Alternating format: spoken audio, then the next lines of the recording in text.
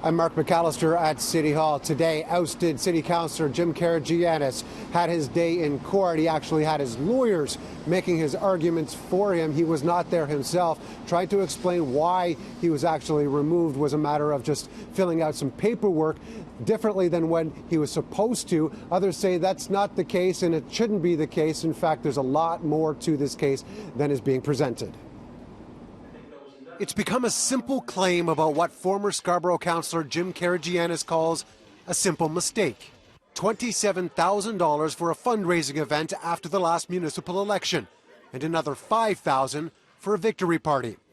Both apparently filed under the wrong heading while filing election expenses with the city, exceeding the limit that candidates are allowed. Adam Shiliff, a behind-the-scenes veteran at City Hall, brought forth the complaint against Karygiannis. His lawyers spent the afternoon making a number of arguments, saying the former councillor's overall compliance record for financing suggests this matter was, quote, just the tip of the iceberg. The City of Toronto is not taking a position on whether or not Mr. Karygiannis should be able to get back his office, and we are taking the position that he should not, because he has clearly contravened the rules, and there's nothing that mitigates against that he's put forward so far. And so we think it's important that somebody take the position that the law has validity and should be applied as it is. He says in this case, that should have been no reason for multiple mistakes when documentation was submitted several times. Sean Dewart, Karygiannis' lawyer, pointed out that the gatherings in question took place after the election and had no influence on the outcome. He claims corrections were made and there was no ill intent. Arguments from the city clerk's office are that based on the way the finances were listed in the form submitted, more than once, he broke the rules, and that automatically leads him to being removed from office.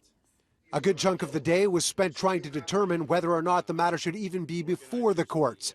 It was suggested that due process would be the audit compliance investigation at City Hall before deciding if he was in the wrong. There's disturbing evidence about what happened on that campaign. He spent $81,000 paying people on his campaign after voting closed, and he spent $0 beforehand and had an expense limit of just $61,000. So, that's red flags all over the place, and certainly gives rise to much greater investigation and could lead ultimately to prosecution. No decision was actually made today. The judge said he will try and do so before Tuesday. That's when City Council meets next and when that seat should officially be declared vacant. When we reached out to Jim Karygiannis today, he basically said no comment. The matter is still before the courts.